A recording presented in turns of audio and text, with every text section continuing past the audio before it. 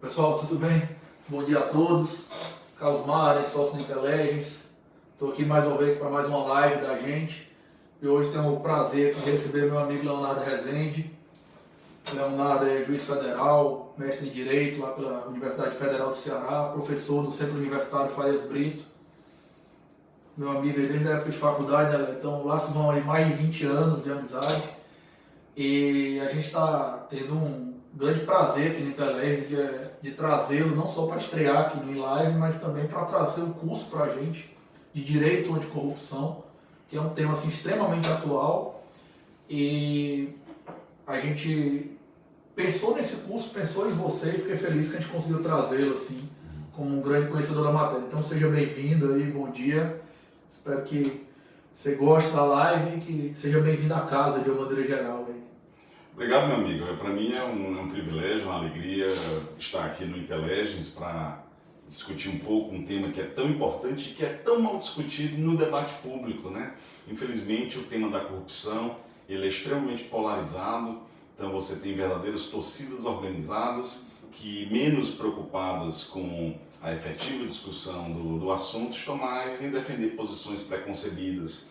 E eu acho que é papel dos estudiosos do direito, da academia, enfim, daqueles que se propõem a estudar mais seriamente o direito, fazer uma análise um pouco mais aprofundada, desapaixonada dos grandes temas que envolvem o enfrentamento à corrupção. E eu lhe digo que no Brasil nós tivemos nos últimos 10, 15 anos notáveis avanços em termos de legislação que ainda precisam ser mais amadurecidos, né? Mas que de alguma maneira já começam a surtir efeitos na medida que a gente vê um pouco mais de resultado em estratégias de enfrentamento à corrupção, seja no plano da prevenção, seja na própria repressão, na seara civil e penal. Tem uma coisa que você falou que é muito legal, que é o seguinte, a corrupção, cara, ela tem um negócio interessante que é assim, existe uma preocupação mundial com ela, porque existe um ranking mundial de corrupção entre os países, né? Isso é uma coisa estudada mundialmente.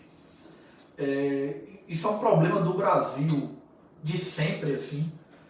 Não é coisa de um partido ou de outro, assim, isso é uma coisa histórica do Brasil. Todos os historiadores sempre trataram desse tema de maneira muito forte, mas curiosamente ela nunca foi estudada em detalhes, né? Ou nunca foi estudada talvez de uma maneira sistematizada, pelo menos por nós do direito. Então, o nome desse curso, ele é um tema assim, muito feliz, que eu acho, que é o Direito Anticorrupção.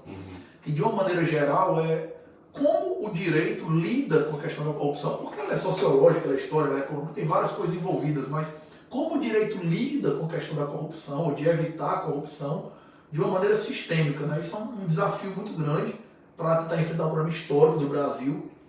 Então eu queria que você começasse falando para a gente assim, como surge isso aí. Eu acho que tem alguns grandes marcos, um ou dois grandes marcos, né? Por exemplo, certamente a lei anticorrupção é um grande marco, o surgimento da Operação Lava Jato é um grande marco, não no direito em si, mas sociologicamente falando. Então eu queria que você falasse para a gente, assim, na sua visão, em que momento passa-se a olhar para a corrupção com outros olhos e se pensar num direito anticorrupção, como isso é organizado? Eu acho que, sem desmerecer as iniciativas que ocorreram antes, lembro, por exemplo, de um importante instrumento legislativo de enfrentamento à corrupção, a Lei de Improbidade Administrativa, que é do início da década de 90, do governo Collor, ironicamente do governo Collor, mas eu penso que um fator que foi divisor de águas foi a Convenção das Nações Unidas, da ONU, de combate à corrupção, que foi firmada em 2003 em Mérida, no México, conhecida como a Convenção de Mérida. E de lá para cá se percebeu um esforço mundial, né, como você bem identificou, assim, não é uma coisa exclusivamente brasileira, não é porque é o Moro ou é porque é fulano de tal que está trazendo a discussão da corrupção, é uma pauta de X ou de Y, é um movimento muito mais profundo, muito mais abrangente de âmbito nacional, né, e que realmente a Convenção de Mérida serve de referência, porque ela trouxe importantes princípios, uma série de mecanismos né, que seriam cobrados daquelas nações que aderiram a essa convenção, né? E por isso, a partir de 2003, e sobretudo um pouco depois, cerca de 8, 10 anos depois, começa a haver um movimento de forte produção legislativa, ajustando o ordenamento jurídico brasileiro às ideias da Convenção de Mérida. Me refiro, por exemplo, à Lei de Acesso à Informação, né, que tenta inverter a cultura do sigilo, ainda muito forte na vivência, né, no espírito do setor público brasileiro, para uma cultura de transparência, de acesso à informação, em que a restrição da informação precisa ser devidamente justificada, né? Isso é um instrumento fortíssimo de controle social, de utilização não só pelas instituições de fiscalização, mas sobretudo pela sociedade civil.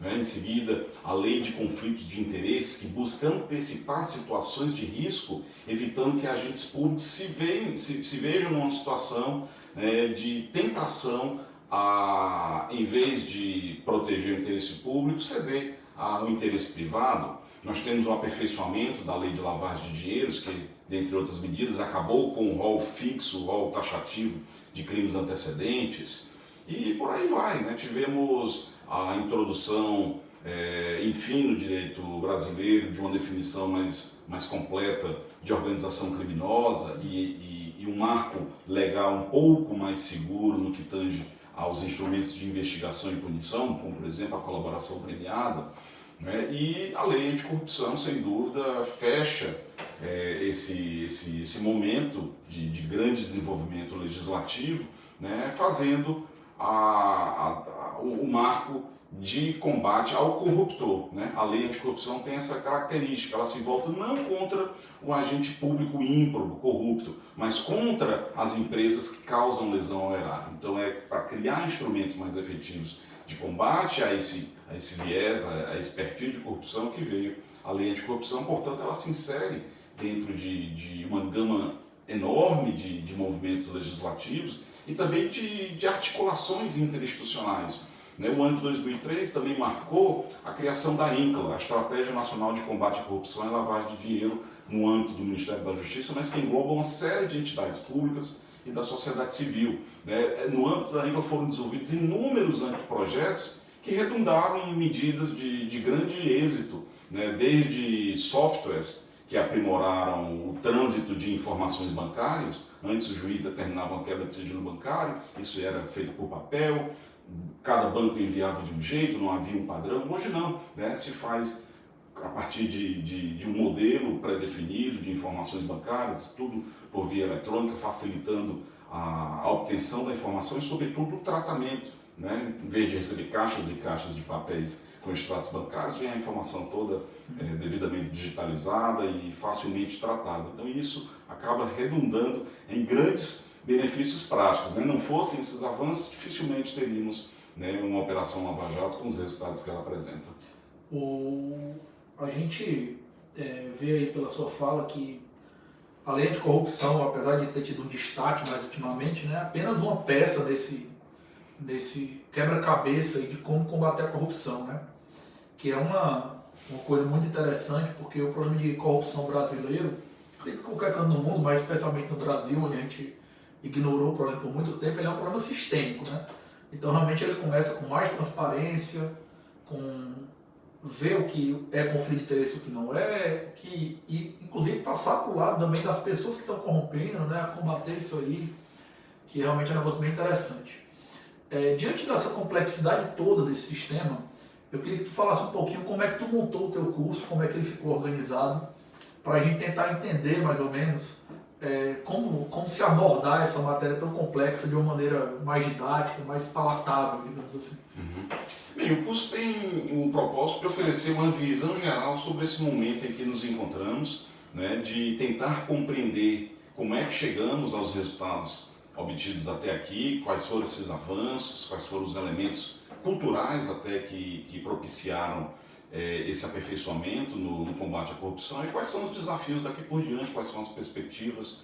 Ele inicia com uma reflexão interdisciplinar, embora o curso seja de Direito Anticorrupção, como você já havia até antecipado, é preciso beber um pouco ali na filosofia, compreender também os aspectos econômicos, até a dimensão comportamental, né, que envolve o comportamento, né, dos agentes corruptos, né, uma reflexão também na ciência política, né, e uma análise histórica desde as origens da formação da sociedade brasileira, né, como é que chegamos até aqui, né, tem uma explicação, né, a maneira como os portugueses colonizaram o Brasil e, enfim, como avançamos ao longo dos séculos, explica de alguma maneira o desafio que vivenciamos na atualidade e que elementos precisam ser superados. Né? Em seguida, enfoca-se a dimensão preventiva das medidas anticorrupção, e aí realmente assume destaque a lei de acesso à informação, os programas de integridade, tanto no setor público como no setor privado,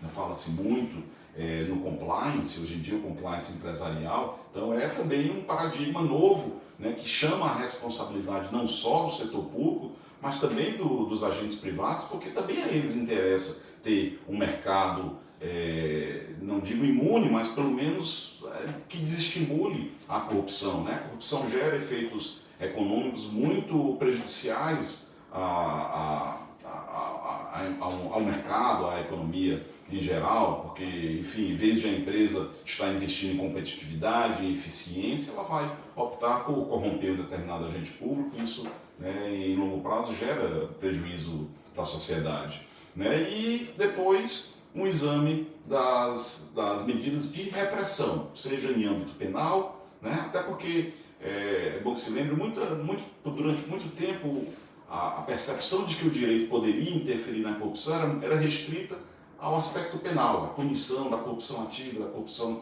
passiva, da prevaricação, da concussão, né? E o que a gente vê é que o direito oferece instrumentos muito mais amplos e muito mais eficientes. Né? Então vamos sim conversar sobre o direito penal, sobre a importância do aperfeiçoamento da legislação de lavagem de dinheiro, né? E também dos instrumentos em âmbito civil, como a lei de improbidade administrativa e a lei anticorrupção, principalmente os ajustes, o diálogo que precisa haver entre esses dois importantes instrumentos legislativos. A lei anticorrupção, por ser uma lei ainda muito nova, ainda está sendo amadurecida, né, está sendo interpretada, há pouquíssimos casos ainda tramitando na justiça. Eu digo que eu, particularmente, em primeiro grau, nunca cheguei a examinar uma ação fundada na lei anticorrupção. Né? Cheguei, num período de substituição no Tribunal Regional Federal da Quinta Região, a julgar recursos, mas ainda assim muito poucos. Então, ainda é uma lei muito desconhecida pelo próprio Ministério Público, né, pelos próprios juízes, e é preciso realmente que se entenda bem esses pontos de contato, de possíveis contradições em relação à lei de improbidade administrativa. É sobre isso também que a gente pretende tratar. Tem um ponto aí muito interessante que você falou, que é o seguinte: quando se fala em corrupção, é automático, assim, eu acho que, pelo menos para as pessoas da nossa geração, ligar a questão criminal. A gente aprendeu a corrupção na faculdade como sendo um crime, né? Uhum. E como você disse, hoje em dia ele é tratado por várias áreas do direito. Na verdade, um tratamento multidisciplinar, né? Mas mesmo dentro do direito, por várias áreas diferentes do direito. E aí tem um negócio que você falou que é super curioso, que é o seguinte: a ligação do direito anticorrupção, ou da lei anticorrupção mais especificamente, com o direito empresarial. Por incrível que pareça, né, a demanda que a gente recebeu aqui inicialmente, ou em primeiro lugar, pedindo cursos nesse sentido de direito anticorrupção, não veio de advogados criminais. Veio, na verdade, de advogados que trabalham para a empresa, ou das próprias empresas demandando, porque estão precisando desse tipo de treinamento. Então eu queria que tu falasse mais um pouquinho, para a gente elaborasse mais um pouquinho, exatamente esse passo, assim, de que coisa, entre aspas, esquisita, assim, as empresas estão querendo aprender direito anticorrupção, os advogados que não são criminalistas trabalham para empresas estão querendo aprender direito anticorrupção. Isso parece ser um movimento irreversível, né? E vem no mundo inteiro.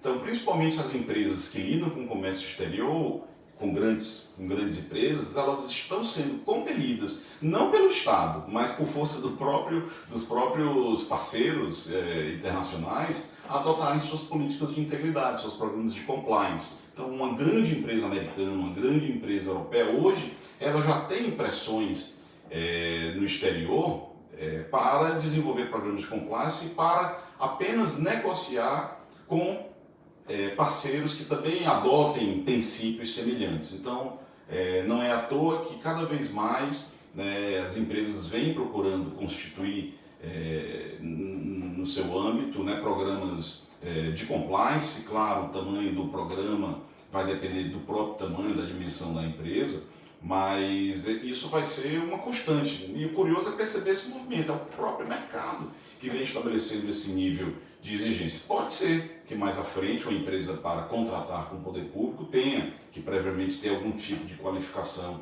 em integridade. Já existem inclusive regras no âmbito do sistema ISO, possível você obter uma certificação de sistema de gestão anti-suborno, ou então no âmbito da CGU, existem programas Proética no âmbito da CGU, em que as empresas, cumpridos determinados requisitos, sujeitos a determinadas análises, auditorias, ela pode ganhar esse selo de qualidade, mas ainda hoje não é necessário para fazer contratação com o poder público. Mas pode ser que mais adiante, à medida em que esses avanços vão acontecendo, seja uma obrigação. Mas hoje é um ganho que ela própria pode obter, independentemente de qualquer obrigação legal, na medida em que se reverte em ganho de credibilidade, em reputação institucional e, sobretudo, para evitar se envolver em atividades que possam mais à frente gerar responsabilização e submeter, por exemplo, às pesadas sanções estabelecidas na lei anticorrupção para quem causa lesão ao erário, né, que vai inclusive a pena de dissolução compulsória da empresa. Isso é interessante porque o fato de as empresas procurarem isso sem que haja uma obrigação legal para fazer, né? Porque as empresas procuram, mesmo quando contratam com outras empresas, entre contratos privados, assim, mostra talvez uma mudança de mentalidade, de que a gente criou uma série de medidas legislativas ao longo dos últimos 15 né, anos, 10 anos principalmente, voltados para combater a corrupção, mas que de certa maneira isso foi introspectado, digamos assim. As pessoas passaram a perceber a importância que isso tem, inclusive as próprias empresas, né? Não sei se essas maiores operações que nós tivemos, que às vezes envolveram empresas muito grandes, que eram empresas que tinham reputação muito sólida, e essa reputação foi severamente abalada, assim, o nome das empresas, a marca de determinadas empresas passou a ser ligada com corrupção, com a ideia de corrupção, que certamente é péssimo para elas, né? Péssimo para o negócio, péssimo para quem tem ação na bolsa e por aí vai. Então é uma mudança muito, muito interessante de mentalidade assim, e isso que você falou eu acho que é fato mesmo, a gente está num caminho irreversível.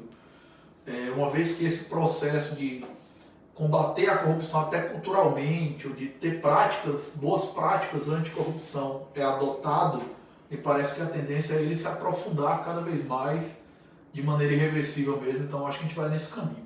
Só para acrescentar um aspecto, para mostrar como houve uma mudança, e é por isso que eu digo que é um processo irreversível. Antigamente, mesmo os países aí tidos como democracias consolidadas, países de tradição ética, etc., na Europa, por exemplo, a Alemanha, a Inglaterra, possuíam políticas que, longe de inibir, às vezes até estimulavam que as suas empresas fossem ao exterior em busca de contratos, ainda que para tanto tivesse que subornar agentes estrangeiros, né? Por exemplo, uma empresa alemã que fosse explorar algum contrato na África ou na América Latina ou na Ásia, ela poderia deduzir da base de cálculo do seu imposto de renda o valor que ela pagasse a título de propina, como se fosse uma receita operacional, né? E isso obviamente gerou uma grande discussão em âmbito nacional, em âmbito mundial, né? Os Estados Unidos, no ano de 77, produz aquela que é tida como a primeira lei anticorrupção mundial, né? E proíbe essa prática do suborno transnacional, ou seja, se a empresa europeia ou japonesa subornasse alguém no exterior, ela sofreria sanções nos Estados Unidos, ficaria privada do mercado americano, né? E isso foi feito não por conta porque somos contra a corrupção, somos contra a ética, mas porque gerava dificuldades concorrenciais e, sobretudo, desestimulava a eficiência, né, das empresas no mercado mundial. Então, isso hoje mudou, né? Tanto é que Em 77 houve a lei americana, mas na década de 90 veio a Convenção da OCDE tratando especificamente desse tema, e a Convenção de Mérida, sobre a qual já me referi, também reforça, né, o combate ao suborno transnacional, que inclusive é tema também específico tratado na nossa lei anticorrupção. Então, dentro dessa perspectiva, a tendência é essa, de mercados cada vez mais rigorosos em âmbito internacional. Então, quanto mais a empresa quiser essa inserção internacional, mais ela se verá compelida a aderir a políticas de integridade, porque do contrário ela será escanteada pelos próprios parceiros com quem pretende negociar. Isso tudo que a gente está falando assim, eu vejo de maneira muito positiva, no sentido de que é muito bom ver que mesmo com algum tempo de atraso, né, o Brasil entrou na onda internacional. Né? O Brasil entrou na onda de mudar a cultura, de que ele legislou a respeito do tema, vem legislando significativamente a respeito do tema. Você citou várias leis que fazem parte desse conjunto que a gente está chamando de direito de corrupção, e que as próprias pessoas estão mudando sua percepção a respeito da coisa e tratando aquilo como algo errado, que deve ser excepcional. Mas aqui no Brasil a gente tem historicamente uma coisa que talvez seja um dos problemas mais graves que existe no Brasil, que é o fato da lei que não pega. Então, eu queria saber a sua opinião sobre a efetividade da coisa. Me parece que da lei de improbidade administrativa para cá, e já vão aí mais de 25 anos, né, a gente teve quase uma dezena de leis a respeito do tema, progressivamente amarrando, cercando a coisa. E eu queria que você desse uma visão para a gente de como tem sido a efetividade disso. Eu sei que às vezes algumas leis são muito novas, ou que às vezes não é possível isolar exatamente o impacto de cada lei. Então é mais uma visão sistêmica mesmo, de a gente saber se essa legislação e a mudança cultural que tem acompanhado ela estão realmente impactando positivamente nesse aspecto. Olha, eu penso que sim. Eu penso que os resultados vêm acontecendo, e eu diria até de forma muito veloz, né? Eu acho que todas essas grandes operações que a gente vê no noticiário local, desde a Lava Jato, aquelas relativas a grupos empresariais gigantescos, você já vê a utilização de instrumentos que foram recentemente introduzidos nessa legislação. A colaboração premiada no âmbito penal, por exemplo, foi fundamental para o êxito da Lava Jato, né? Na medida em que a operação começou a ganhar credibilidade, que é aquela sensação de impunidade que existia de forma assim, quase irreversível no direito brasileiro, começou a ser vencida, e os réus, os acusados, começaram a de fato recear que poderiam sofrer ali uma punição efetiva, né, inclusive com restrição da liberdade, né, isso gerou um estímulo para que o réu adotasse uma postura mais cooperativa, mais colaborativa por meio da delação premiada. E o próprio desenho um pouco mais seguro da delação, porque antes havia previsões muito esparsas, isso dependia muito do entendimento de juiz para juiz, agora com a coisa um pouco mais bem delimitada, gerou mais segurança no Instituto, né? E as pessoas se sentiram mais certas de que poderiam contar com aquelas vantagens, né? O acordo de leniência, que é um instituto trazido na lei anticorrupção, que trata é uma solução negociada em âmbito civil, também já surtiu importantes efeitos. Todas essas grandes empreiteiras que estão envolvidas aí na Operação Lava Jato, ao fazerem os acordos de leniência, tiveram que implantar seus programas de compliance como condição, né, para fazer o acordo de leniência. Então, isso vem gerando efeitos práticos, mas ainda falta muito, né? Como eu disse a você, ainda é muito pequeno o registro de ações judiciais fundadas na lei anticorrupção. A lei anticorrupção estabelece um novo tipo de ação, com sanções específicas, com procedimento próprio, né? E isso ainda está sendo assimilado, até porque, como eu disse, existe muita dúvida quanto à comunicação entre os regimes de responsabilização da lei anticorrupção e da lei de improbidade. Em alguns momentos parece haver uma sobreposição de sanções, né? Enquanto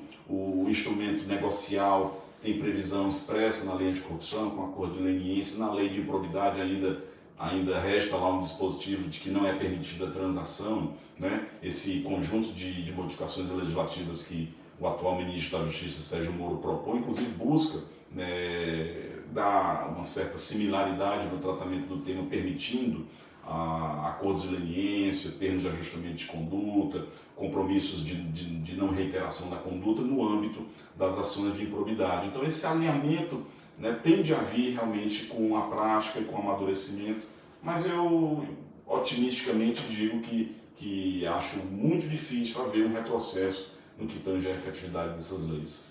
Eu acho que apesar da boa notícia de que a gente está vendo a efetividade, que as leis estão colaborando mesmo para o combate à corrupção, eu acho que esse é o tipo da coisa que a solução é intergeracional, assim mesmo, entendeu? Nenhuma legislação supostamente perfeita conseguiria resolver o problema rápido, porque a gente tem realmente vícios pessoais, institucionais, que têm que ser desconstruídos, e a lógica é que intergeracionalmente seja mais fácil fazer isso, né? Com pessoas novas entrando com novos treinamentos, com novas mentalidades, com novas lógicas. E não só as pessoas, mas novos designs institucionais que previnam esse tipo de coisa. De maneira que, por mais que a gente tenha uma legislação boa nesse momento, a verdade é que a gente vai continuar aperfeiçoando ela e isso tem que dar ser feito. Alguns anos atrás, pouco tempo atrás, né, a gente teve uma polêmica muito grande envolvendo aquelas 10 medidas contra a corrupção, né, que vieram do Ministério Público e foram discutidas exaustivamente, algumas coisas elogiadas, outras criticadas, acabaram não virando lei. E aí, do ano passado para cá, com a eleição do Bolsonaro para presidente, a gente teve o pacote anticrime do Moro, ou seja, o Sérgio Moro, que estava à frente da Operação Lava Jato, e aí, independentemente de qualquer crítica ou elogio que se faça a ele, a depender da pessoa, ele é um símbolo do combate à corrupção no Brasil, isso é inegável, a meu ver.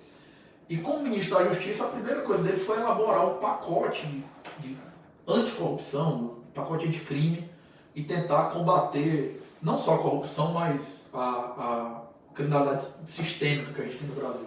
Então eu queria que você falasse um pouquinho do projeto do Moro aí pra gente, que eu acho que é uma curiosidade de todo mundo aí. O hoje ministro Sérgio Moro, né, assume, sob críticas de alguns e aplausos de outros, né, o Ministério da Justiça. Creio que é uma intenção sincera dele, numa perspectiva de fazer contribuições para modificações sistêmicas no que tange a governança anticorrupção brasileira. Ele, como juiz, prestou um serviço importantíssimo à frente dos processos da Lava Jato, mas tinha, né, uma competência limitada ali pelo tema e portanto, insuscetível de fazer modificações mais amplas, né? Ele, muito inspirado na experiência italiana de enfrentamento à máfia, sabia que sem mudanças estruturais, aquele benefício trazido pela Lava Jato, em breve seria posto terra abaixo, porque sem modificações estruturais, sistêmicas, aquelas pessoas que foram presas serão substituídas por outras pessoas, aqueles partidos que foram dizimados eleitoralmente serão substituídos por outros que tenderão a reiterar as práticas criminosas. Então, dentro dessa perspectiva, ele viu essa rara oportunidade no sistema político, um presidente eleito com, dentre suas pautas, uma forte de enfrentamento à corrupção, como, aliás, as oposições costumam se eleger sempre com críticas ao governo atual, e certamente dentro da crítica envolve, né, denúncias de corrupção. Então, ele vislumbrou essa possibilidade de um momento único de aproveitar o capital político trazido pelo novo governo para emplacar essas modificações mais estruturais. E o projeto é centrado, sim, na questão da corrupção, mas eu diria até em menor monta. Existe a previsão de instituição da figura do informante do bem, né, o chamado whistleblower. Tem essas modificações pontuais na legislação anticorrupção, de improbidade, mas ele tem um foco muito grande no combate às organizações criminosas e ao crime em modo geral, na medida em que ele busca introduzir mecanismos de maior eficiência nas investigações e no próprio processo judicial. Então, esse é a sua grande bandeira. Acho que ele talvez imaginasse que fosse obter um apoio maior nesse primeiro momento, mas se veem as dificuldades do processo político, né? Então é um tema que está ainda um pouco de lado em relação a outras temáticas como a reforma da Previdência e essas mudanças, esses ajustes iniciais de governo. Mas, enfim, é importante pelo menos que o tema esteja em debate, porque a perspectiva que vinha de 2007, 2018 era de retrocessos na legislação anticorrupção, né? Tanto é que o Brasil, por incrível que pareça, com todos esses avanços, com o Lava Jato, né, ganhando grande dimensão no debate público, o Brasil vinha perdendo posições no ranking internacional de corrupção da Transparência Internacional, porque a população, se de um lado tinha uma maior visibilidade do fenômeno da corrupção, não que ela fosse nova, mas certamente ela ganhou uma projeção maior, mas ela ao mesmo tempo percebia que o movimento vinha perdendo força e que, sobretudo ali no período do governo Temer, havia grandes riscos de retrocessos. E por isso a credibilidade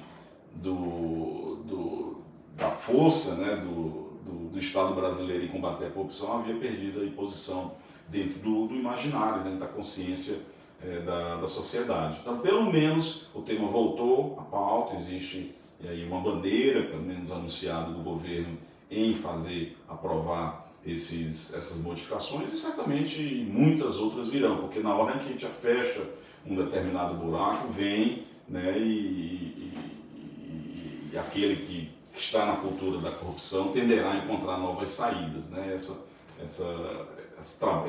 luta do gato contra o rato também há dentro dessa macroestrutura de corrupção. Mas o papel é avançar e tentar melhorar sempre que possível. Tem uma questão interessante aí, que é o fato de que a Operação Lava Jato muitas vezes é equiparada à Operação Mãos Limpas, né, italiana. Inspiração, perseguição aos políticos, aquela coisa toda. Mas você esteve na Itália já várias vezes, eu também já tive essa oportunidade, você conversando com os próprios italianos, né, eles têm uma percepção meio frustrada da Operação Mãos Limpas, de que ela foi uma operação com resultados impactantes, digamos assim, mas que eles não conseguiram ser duradouros e transformadores, exatamente porque faltou essa reforma estrutural posteriormente. Então isso é uma coisa muito, muito positiva para mim, assim, a meu ver. E aí aqui eu não estou dando apoio ao projeto do Moro, porque eu acho que ele tem que ser debatido no parlamento mesmo.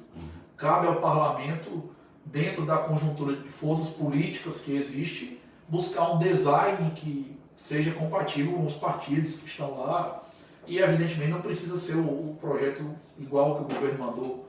Certamente todo projeto pode ser melhorado. Mas como você falou, me parece muito interessante que o assunto não tenha morrido e que a gente tenha colocado a coisa para outro nível, ou seja, a Operação Lava Jato não pode resolver o problema sozinho, ou sob pena de a gente virar uma mãos limpas. A gente precisa partir com uma reforma estrutural, seja ela qual o Congresso considerar o design adequado, para a gente conseguir resolver esse problema aí. Então, feito isso, eu vou me despedir de todo mundo. Léo, queria te agradecer, cara, obrigado. A conversa foi espetacular, muito bacana. O tema da corrupção e do direito de corrupção em geral é um tema muito na moda. Esse curso de direito anticorrupção, do jeito que você falou, está realmente muito interessante. E o papo foi muito legal. Seja bem-vindo ao curso, espero que você tenha gostado do live. Fica à vontade.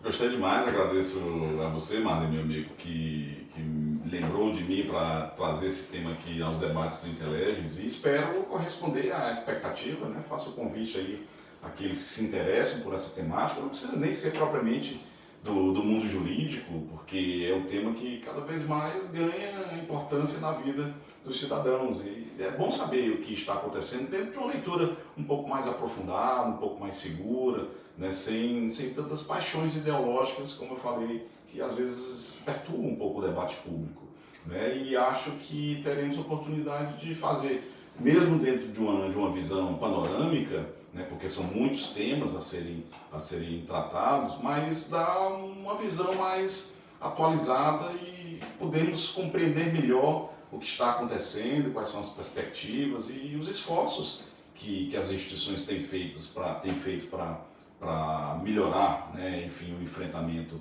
à corrupção no Brasil. Então é isso, agradeço e espero encontrar aí todos os interessados no curso que se começará mais adiante. Léo, obrigado. Pessoal, então se você tiver interesse aí, vai ter esse curso de Direito Anticorrupção. Você fica convidado. O curso está espetacular, com certeza não vai se arrepender.